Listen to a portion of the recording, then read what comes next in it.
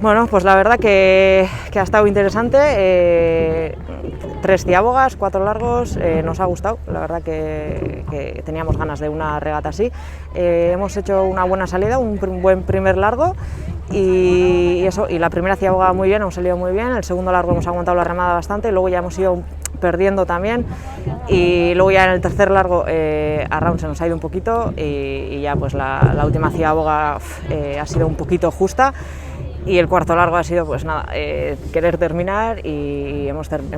perdido un poco la remada y ha sido bastante dura, pero bonita, siendo 4 largos.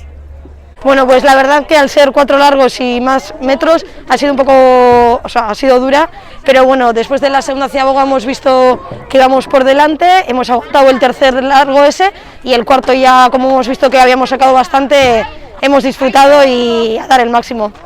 Bueno, la salida un poquito dura, se nos escapó un poquito un darro ahí en la salida, ¿no? Salió a romperla, pero en el segundo largo, pues nada, empezamos a recuperarle y en el tercero ya los machacamos. Los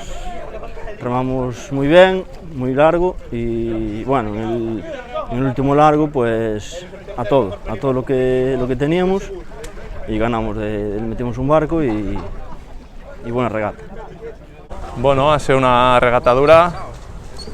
nos ha tocado una calle que a priori no queríamos, pero bueno, nos hemos defendido bien, creo que hemos tenido mejor tanda que la última y bueno, hemos ganado la tanda y contentos. Bueno, pues ha sido una regata dura, como todas aquí en la ría, pero bueno, veníamos con la intención de ganar, sabíamos que en principio no teníamos una calle buena, pero bueno, la hemos peleado muy bien